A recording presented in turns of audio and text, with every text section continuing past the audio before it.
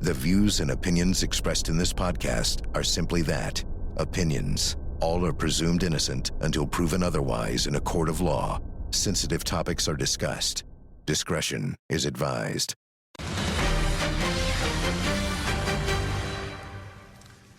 I'm Vinnie Politan. We begin with some breaking news tonight. A verdict has been reached in the scattered remains murder trial down in Florida. Just moments ago, the jury found Daniel Stearns guilty of second-degree murder with a firearm for shooting and killing his girlfriend, Nancy Howery, then scattering her remains. We'll bring you the defendant's reaction to this verdict later this hour.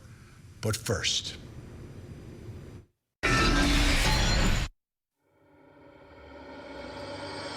In May of 2021, 4-year-old Cash Gernon was abducted from his crib while sleeping next to his twin brother. Hours later, his body was discovered nearby, gravely wounded. The accused was an 18-year-old named Darren Brown, a troubled young man who had previously spent time in the house where the abduction took place. Brown was charged with capital murder, kidnapping, and burglary, and was facing the death penalty. And now, on the eve of trial, Brown took a deal from prosecutors, sparing his life. Tonight, we have the latest from court, including victim impact statements. But first, Mark Sanchez, once a star at USC, whose arm led the New York Jets to playoff runs after being picked 5th overall in the 2009 NFL Draft, parlayed a 10-year gridiron career into a media persona, analyst, broadcaster, and personality. But this weekend, his name hit headlines not for a touchdown pass, but for a violent confrontation in downtown Indianapolis. Late Saturday night, Sanchez was involved in an altercation with a 69-year-old truck driver servicing a hotel. Video and witness statements say Sanchez, allegedly intoxicated, confronted the man and physically assaulted him. The driver responded with pepper spray, then a knife. Sanchez was stabbed multiple times in the chest and hospitalized. The other man suffered serious facial lacerations. Sanchez was discharged from the hospital and then arrested. Tonight, we have all the latest in the investigation and the case against celebrity athlete Mark Sanchez. I'm Vinnie Politan. Great to have you with us here on Closing Arguments. This story is strange, bizarre, and kind of out of left field, but it's a criminal case. I want to begin our discussion, though, talking about a golden athlete out of the University of Southern California. He was perhaps one of the greatest to ever play as a USC Trojan. His name is O.J. Simpson. But you may not even know any of that, because the story of O.J. Simpson changed dramatically when he took the lives of 2 other people. He was found liable in a civil case, even though he wasn't convicted in the criminal case. So for O.J. Simpson, a guy who had this incredible career at USC and then a Hall of Fame career in the NFL, when you say O.J. Simpson, the headline is, oh yeah, that guy, right? The guy from the courtroom. Now, tonight we're talking about another golden athlete from USC. His name is Mark Sanchez. He had a nice career at USC, not as great as O.J. Simpson. He had an NFL career, not as great as O.J. Simpson either, not even close. But he was a star. And, you know, when he came out of college, he had the good looks, and he was drafted by the New York Jets, first rounder, and the world was handed to him, literally handed to him. He made $65 million in the NFL for having a career. But he made $65 million. That's a lot of money to make in your 20s. Then after that, because he was the good-looking golden boy, he then had a career in television. But now, I believe he's going to be remembered for something else. And I've got to warn you, I'm going to show you what he will be remembered for. I'm going to show you a picture of the man who claims that he was beaten up by Mark Sanchez, attacked by Mark Sanchez, a 69-year-old victim. That's him in the hospital.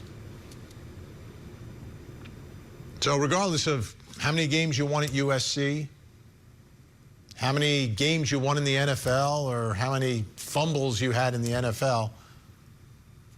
For this guy, this is what he's going to be remembered for at this point. That's what I believe. Let's take a listen to the Marion County prosecutor in Indiana describing some of the charges now facing Mark Sanchez. For those of you who are certainly familiar with how the criminal justice system works here in Indianapolis, on Saturday we were presented and submitted a probable cause affidavit from IMPD that kind of contained an initial outline of the allegations that occurred early Friday night, early Saturday morning involving the defendant Mark Sanchez. An initial probable cause affidavit was filed and we made a preliminary charging determination based on that information. As is always the case, Chief and his team continued to work on this matter, continued to track down additional details for us, and really supplemented that probable cause affidavit. I cannot say enough good things about the work that took place at IMPD. There was a ton of information to sift through and gather. They did an excellent job of acquiring that information, and as a consequence of that effort, we received an amended or an additional probable cause affidavit this morning. Again, this is something that happens in virtually every case here in Marion County.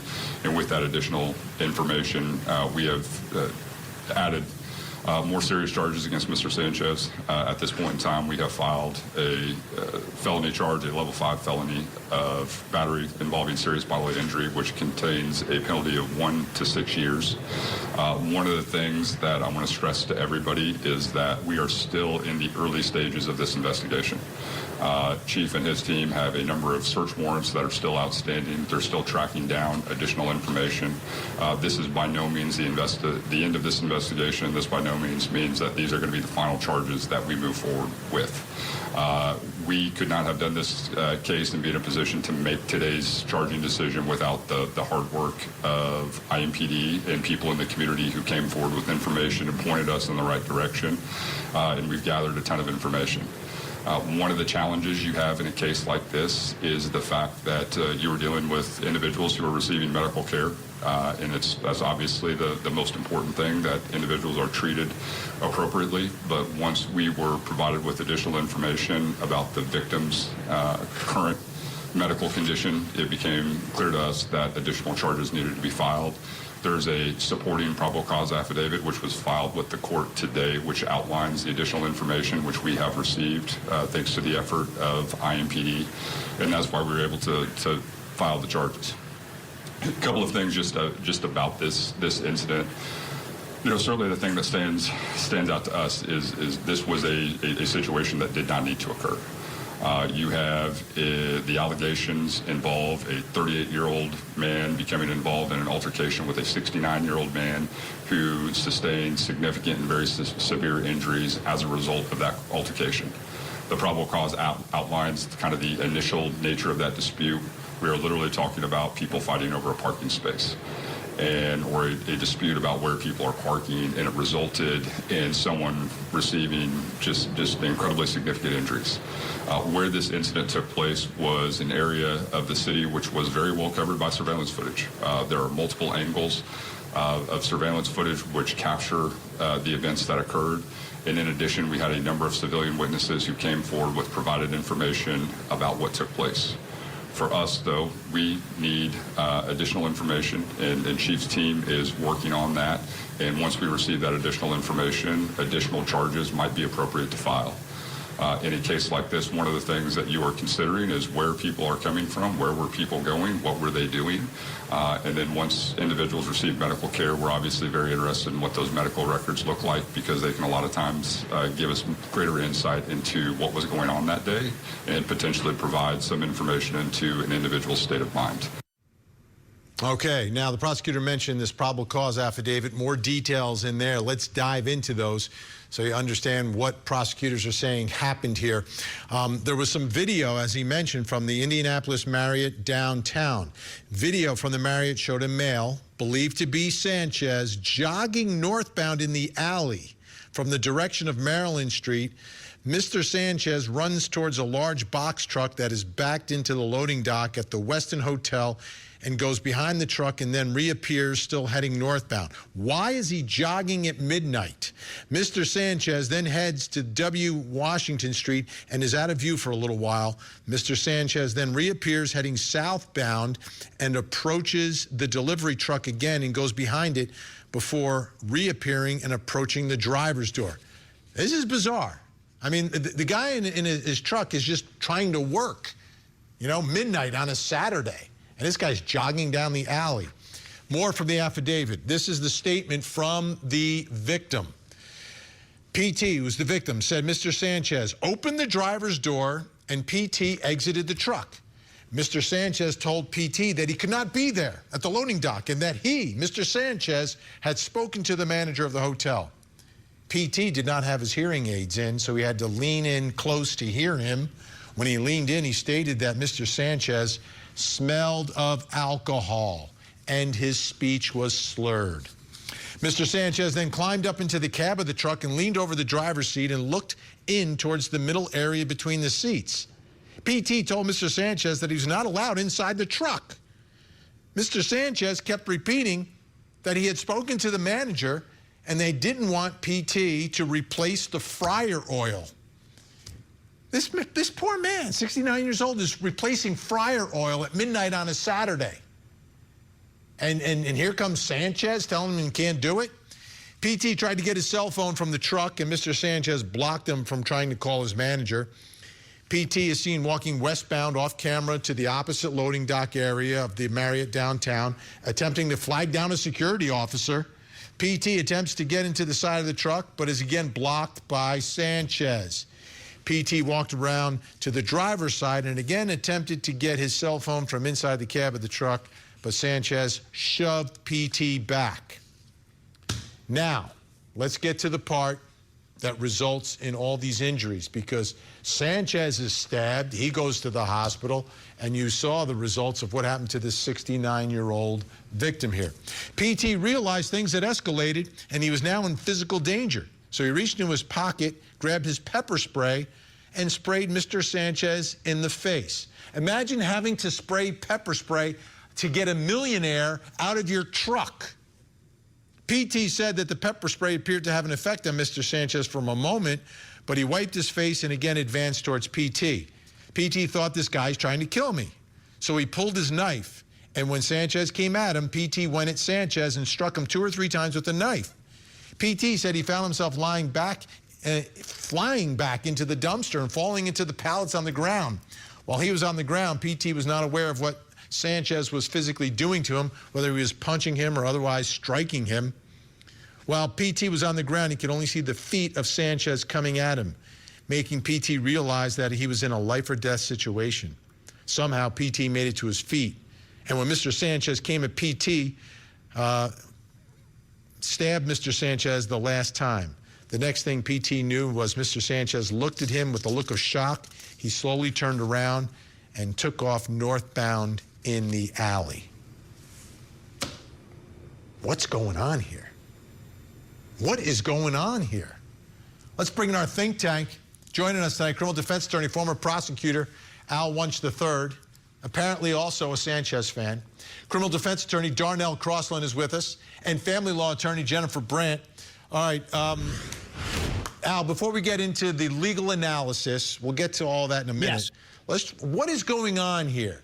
This is Mark Sanchez, earns $65 million, has a network job, and is picking a fight and going after a guy trying to replace fryer oil, a 69-year-old man at midnight?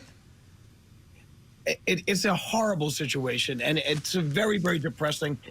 I was at the Jet game yesterday. I'm a Jet season ticket holder, 40 years a Jets ticket season holder, and I accept your condolences. And I mean, this guy did bring us to the playoffs, to the finals twice, didn't win, ended up being 33-29 with us. He is known for the famous butt fumble, which on November 22nd, 2012, Thanksgiving night, a balmy 49 degrees. I'm at the game, me and 79,000 of my friends. They're playing the Pats. He comes back He hits the offensive lineman next to him, Brandon Moore. The ball goes down. The Patriots pick it up and run for a touchdown. In that quarter, the Patriots scored 3 touchdowns in 52 seconds. So he's not a great, the Jets are not loving this guy. But I do not understand. I mean, he signed the largest contract as a first-round draft pick. $50 million, 5-year contract, of which $28 million was guaranteed. So for him to be doing something like this is just insane. And the butt fumble was probably one of his biggest screw-ups in NFL, and probably one of the biggest screw-ups in NFL history. This is now is going to be his legacy. This is his legacy. This is it. Darnell, I want to show you the alleyway from Google Maps of where this is taking place. This guy's running down an alleyway at midnight. What is going on here? Well, if we're ever wondering if Al was a loser or not, we know for sure he is with that shirt and with that season ticket. So that makes it clear. But in terms of what's happening here, we want to over-sensationalize this because of who this man is. But the bottom line is he was drunk. It appears that all the evidence shows that he was inebriated. And when he woke up in the morning, he probably was thinking to himself, what the heck did I do? No different from, what you find on Bourbon Street or any of these places where people are drinking heavily. He's talking about fryer oil, etc. And so he's lucky he's alive. I mean, he could have easily died from any of those stab wounds, and this show would be a different show tonight. So again, what's important, is that, he was drinking, he was out of his mind. His defense is probably going to have to raise that as an issue. He's facing 1 to 6, which means there's a mandatory minimum of 1 year. And so we'll see where it goes. Jennifer? What? Well, no matter what Al, I don't understand this behavior. Al thinks about the Jets, it doesn't matter what Al thinks about the Jets and wearing his jersey and all of that. I mean, Mark Sanchez hasn't played in a while, and I think I agree with Darnell. He seemed like he was inebriated. That's the report. That's what the driver testified or, is saying. And it appears from his actions that something was definitely up for him. But he did get stabbed. I mean, and this is a serious case because, as Darnell pointed out, he could have died, and he's lucky to be alive. Why he was going to pick on someone who was, just doing a job, and I don't know. As the prosecutor said, or they said that, or the investigator said that it was about a parking space, but it appeared that Mark Sanchez didn't even have a car. He was just running down the street. Who knows what he was doing, but he was definitely not doing anything very smart at that time of night, and got himself into some serious trouble as a result. Al, look like you're about to say something. Yes, I am. First of all, defense of the fact. I mean, Darnell, he's a fan of ice capades. So he's wearing that outfit right now. That's what most boys skaters wear. So I'm a Jet fan. What's wrong with that? Okay. I'm upset. I'm incensed by what this man did. But I'm telling you right now, if I was his attorney, I'd be filing charges against the other guy. First thing I would do. All right, let's do this. Ready? I'll put a probable cause hearing and say I was stabbed. I got into an argument with this guy, and he pulled the knife first. That's why I defended myself. So, I mean, the situation is going to be that Mark Sanchez's attorney is going to start turning this around, and then the state's going to have to try to figure out who they're going to defend or who they're going to move forward with. And that is where the move is going to be. All right, so let's do this. Yeah, but Go ahead, Vinny, let me just jump in. The victim here, he had, if you saw the pictures, I mean, he had some serious injuries himself. He wasn't stabbed, but it looked like part of his cheek was sort of missing, or he had been hit or punctured in his cheek somehow. So he looks like he's in pretty bad condition as well. I agree. I mean, it's hard to say who did what, but I mean, Mark Sanchez was stabbed, but this guy looks like he's in pretty bad shape. So he was beat up. You pull a knife on me, I'm going to hit you pretty hard too.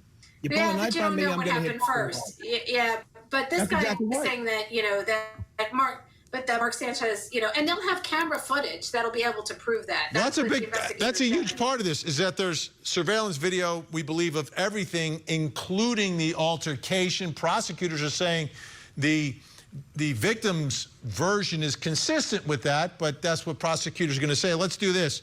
Why don't we keep our think tank with us when we come back? Full legal analysis of this case.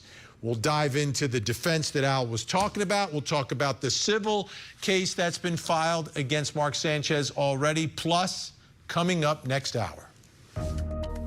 Tonight on Vinnie Politan investigates a Connecticut woman accused of locking her stepson in a tiny room for nearly 20 years until a desperate fire exposed the truth. What really happened inside that Waterbury home of secrets and flames? Tonight, we investigate. The Court TV podcast will return. But I want to be clear about this. I don't care who you are. I don't care what you do for a living. I don't care where you live. If you come into our city, commit violence, we will use all the tools at our disposal to hold you accountable. And Sanchez, Mark Sanchez, the former quarterback, was in town because he was going to do some of the announcing or some of the analysis of the Colts game the next day. So this is the night before. He's got to work. This is what he's doing. Take a listen here to the prosecutor talking about what Al was talking about, which is the self-defense aspect of this case. Well, certainly Indiana has some of the most robust self-defense laws in the nation, and that's always going to be part of the equation when you evaluate cases like this and trying to determine exactly what took place.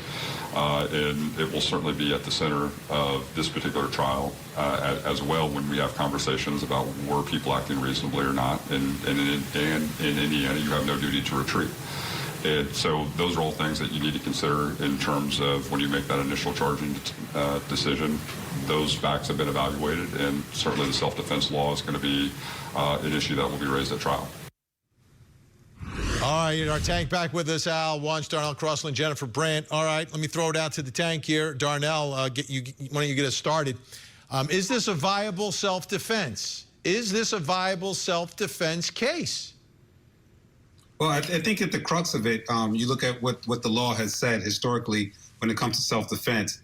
And one of the things that the law looks at is whether the provocateur can be the one raising self-defense. So if you are the one provoking this, or you're the aggressor, and you're the one starting the melee, if you would, the law pretty much strips your ability to use self-defense unless if you started this and then you retreated to some degree, and then the person who was on the opposite side is now getting the best of you and using more force than you were using, then now you can now come back and use self-defense. But initially, we look at if the provocateur is the one who started this fight and now the other guy is responding, you can't yell now self-defense. So I think that's where the analysis is going to start.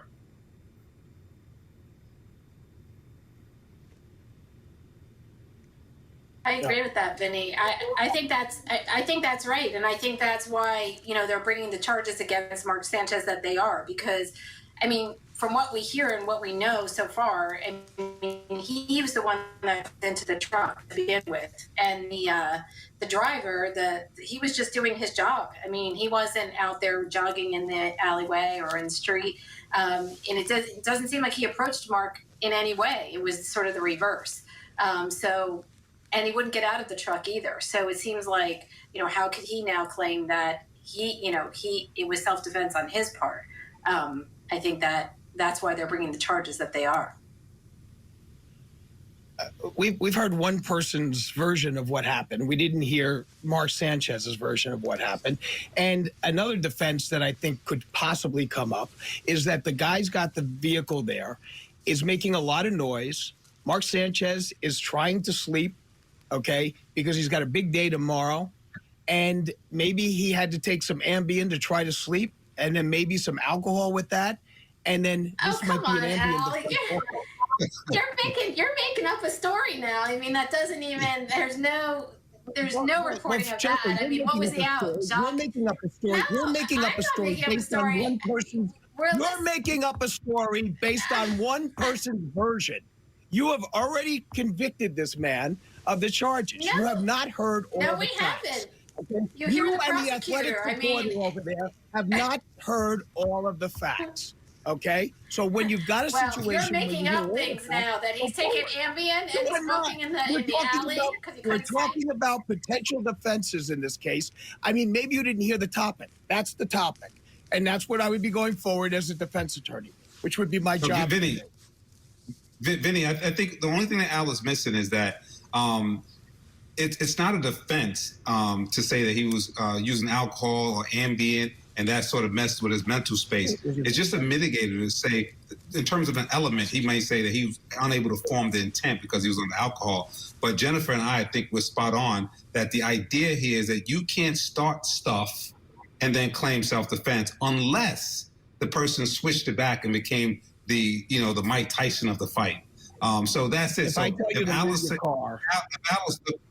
looking towards intoxicated or not, that only goes to whether he can form an intent. But this is not, one of those type of crimes that we have to look for specific intent. All right, let me ask you guys this. Eric May is the civil attorney for the victim in this case. Right there. Let's take a listen.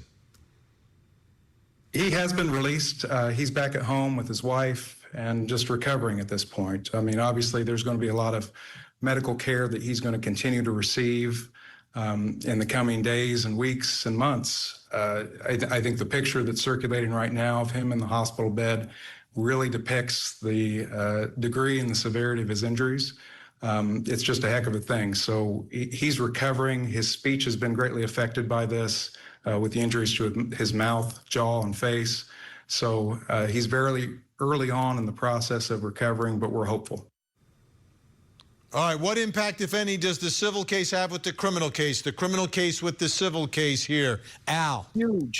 Huge. It takes away his credibility. This man's so hurt, he called a lawyer. He had trouble talking, but he got a lawyer there. What does that tell you? It's a profit motive. If I had a situation like this, I wouldn't even be talking about a civil case until the criminal case was over. Statute of limitations would give him plenty of time. The fact that he called a lawyer before anything else, gets out of the hospital and he's on the phone, hello, 1-800-LAWYERS, and is getting a civil case going, it destroys his credibility. I don't think any civil attorney will raise that issue before a jury because it won't be appreciated. I see what Al was talking about, but again, that's just backroom talk that, it's a cash grab because he called a lawyer. This is not a cash grab. This is not like, one of those people in a Diddy case and, all those Busby clients that just come out of the woodwork saying I was sexually assaulted. This guy is beat up. He's having speech issues. And of course, you're going to call an attorney because you need to protect your civil rights as well. So we can talk about it, but I don't think anybody will present that to a jury and say, this guy beat his face up on the ground because he was looking for money. He was clearly attacked. Jennifer, what do you think about the civil case here? I agree with Darnell. I do think, it's troubling when we hear about the civil case coming up right away. So I hear Al's point. But anybody these days would call an attorney, whether it's Mark Sanchez or anybody else that, you get attacked or allegedly get attacked and beat up like that. Yeah, you're probably going to file some kind of civil claim. So I don't think we can blame him or say that it's not credible just because he did that. We see the pictures of him. Clearly something happened to this guy. So it's not a far stretch to believe that, he should bring a civil case or at least with an attorney. And, in terms of talking and that kind of thing, it seems like he can talk. So I don't agree with Al there. Just one last point on the timing of when you call a civil lawyer as well. These days, you have to send a letter requesting preservation of video, et cetera, because even though you have 2 years, you don't want to wait till that time passes and then you don't have the videos preserved, you don't have the evidence preserved because it's wiped out or had a 90-day lap. So it's very important in a civil space to get in and to start preserving this evidence. So I think that was diligent. Diligent, right. So the prosecutor's office isn't getting any of this video. They're not doing any investigation. They're just saying, well, let the civil attorney do it. Come on, Darnell, wake up. This is a cash grab. The fact that this guy didn't even call a criminal attorney saying maybe there's going to be a self-defense issue against me. He calls a civil attorney? Come on. You know what? That takes away his credibility whatsoever. If I had a jury, he was clearly and I'm beat up. talking about in the criminal case, excuse me, if I'm talking about in the criminal case, I would be destroying that guy based on the fact. So the first thing you did when you got to the hospital was what? I called the lawyer. Oh, really? Isn't that interesting?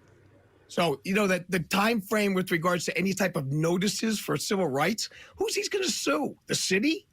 Come on, stop that. There's no tort claims notice on this type of a defense or this type of a personal injury case. Anyone know what the case would be worth? I mean, Sanchez has millions and millions of dollars. 69 years old, gets pummeled. We see the results of all of this.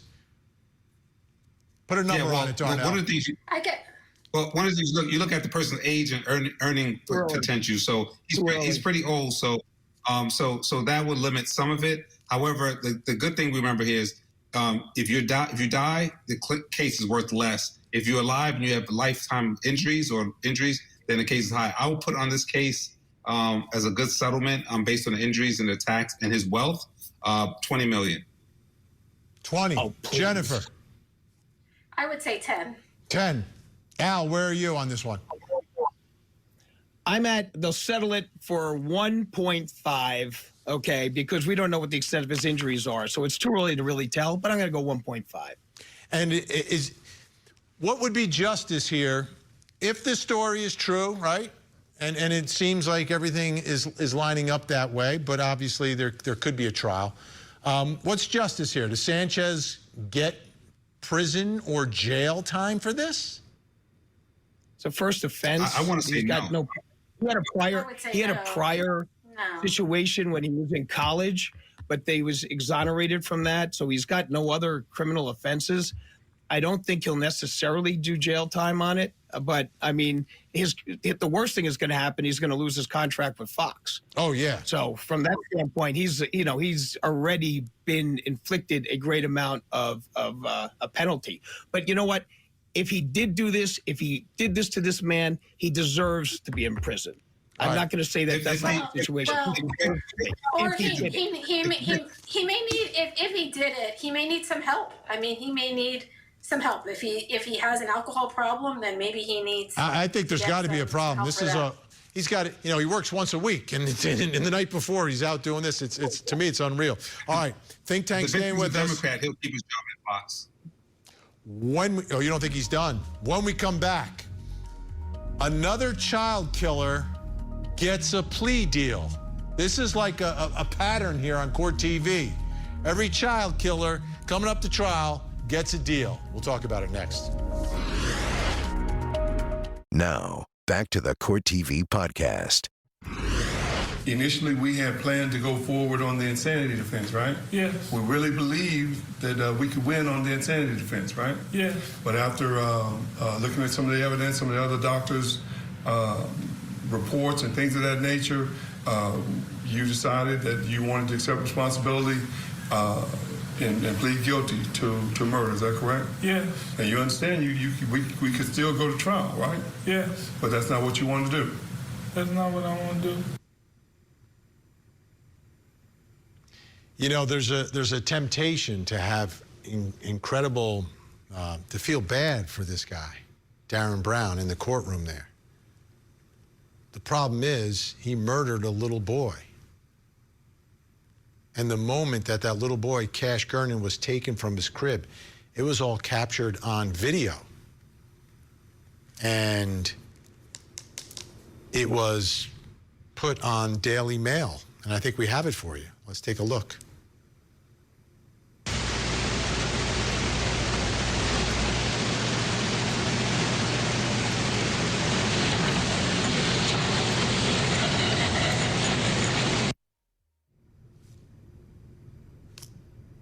That's what he did. He took the child. The child, Cash Gernon, was laying down next to his twin brother. A couple hours later, after he murders Cash, he comes back into that room looking at Cash's twin brother, but for some reason gets startled and leaves without taking that child. Unbelievable. Today, he got a deal, though. It was a death penalty case. He got life. You saw what he looked like inside of the courtroom. Let's bring back in our think tank. Al Wunsch III, Darnell Crossland, Jennifer Brandt. Jennifer, you look at him, you can tell there are obvious issues here. But I don't think it was legal insanity. Like, he knows what he's doing was wrong at the time. Now, I don't know where he is mentally or why he is the way he is, but obviously dangerous. He murdered this little boy. He attempted to grab another little girl like 2 months before that. We're now 4 years later. What are your thoughts, though, about giving him a deal? Was this justice today, giving him a deal for life instead of a trial facing the potential of a death sentence? You know, there's never going to be justice for this child. I mean, innocent child taken from his bed. I mean, what a nightmare, both for the child, his brother, his father, his family.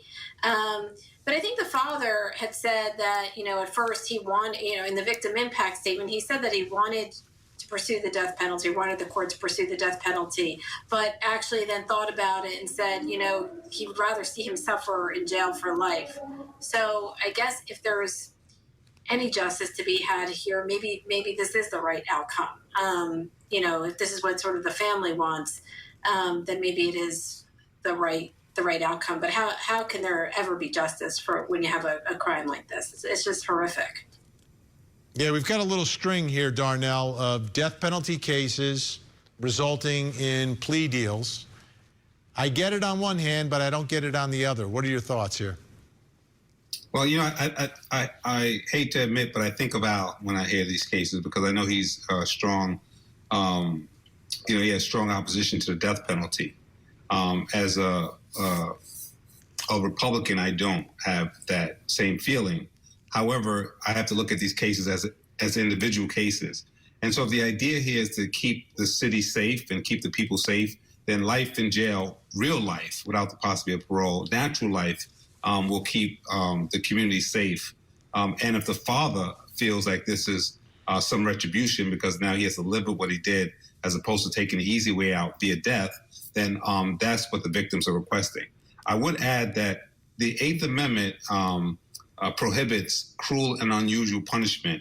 And the string of cases that we've seen basically say that if the person is so mentally retarded that they can't appreciate the death penalty, then that will be cruel and unusual. And they go on and give a lot of other verbiage about this. When you look at this guy talking in court and his lawyers getting him to respond to the canvas, he clearly has some mental issues. And I don't know if he would have appreciated the death penalty. So I do think that probably was the appropriate legal space to be in instead of spending all this money on death penalty for someone who can't appreciate it. And again, might be an Eighth Amendment violation subject to all sorts of appeals. So to get closure, I think this is appropriate legal remedy.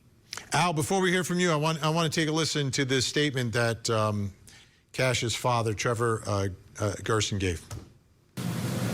It is with great sorrow that I stand before this honorable court today, prepared to address the monster that has single-handedly altered the course of so many lives.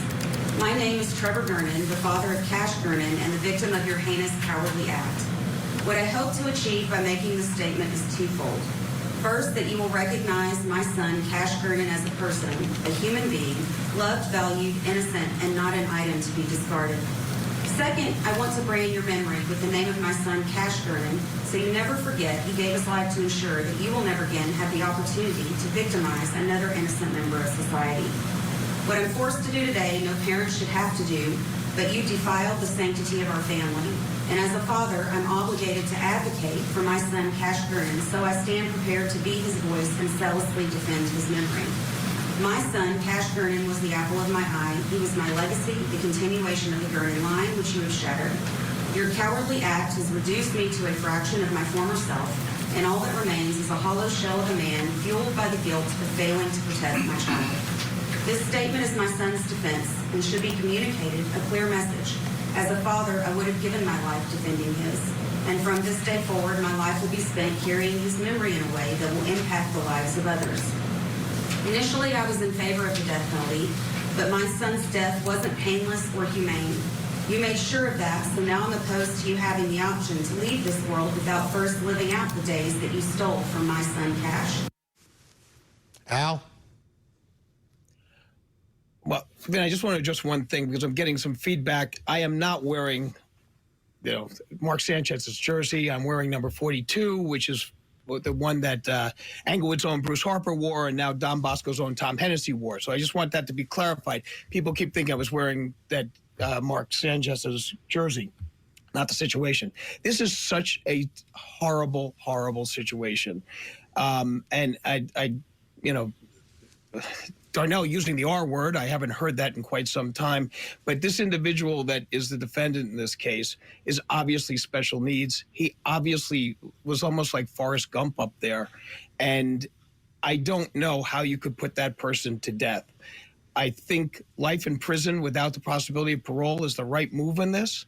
I think that the family understood that this is a situation where this boy is deeply disturbed. Not enough that he could use it as a defense, but certainly enough to be able to take the death penalty off the table. My heart breaks to hear what the father's words were, and that he had someone else read them, because I'm sure he would not have been able to read them himself. And then his twin brother, what they have to go through. It's a horrendous situation. But to put them through a death penalty and then all of those appeals and everything down the line just keeps going back and forth and back and forth. Case is over. This individual, he is a monster, but he's never going to be out again. And that's the right decision in this case. Yeah. All right. Big thanks. Al Wunsch, Darnell Crossland, Jennifer Brandt. Great job as always. Appreciate it. When we come back, I will reveal something else you absolutely need to know tonight. Plus, coming up next hour. Tonight on Vinnie Politan Investigates, prosecutors call it torture. The defense calls it survival. Did Kimberly Sullivan imprison her stepson out of cruelty or out of fear? Tonight, we investigate. This is the Court TV Podcast.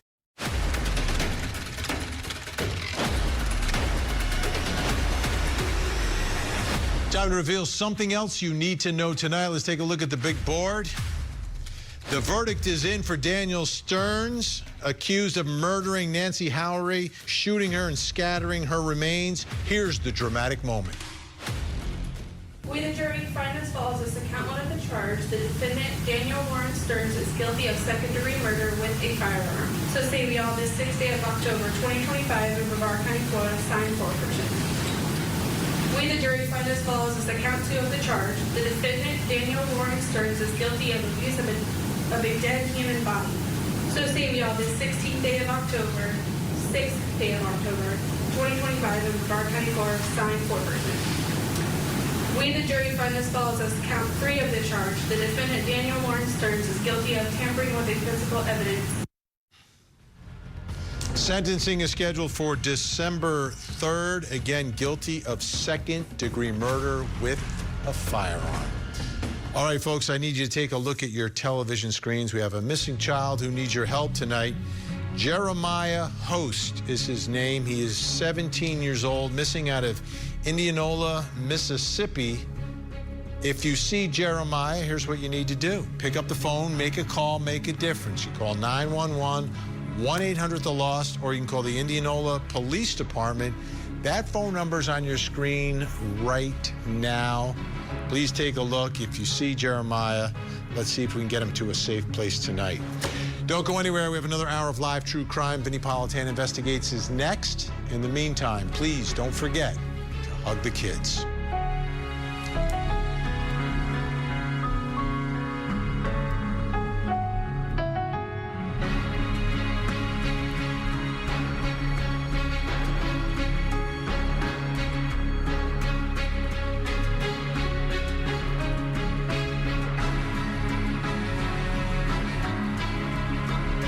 There you have it. If you want to see more in-depth reporting on the latest true crime stories, you can see me every weeknight, 8 p.m. Eastern on Closing Arguments. Thank you so much for downloading. And as always, please don't forget to hug the kids. This podcast is a production of Court TV. Go to CourtTV.com for more content, trials on demand, and to find out how to watch Court TV in your area.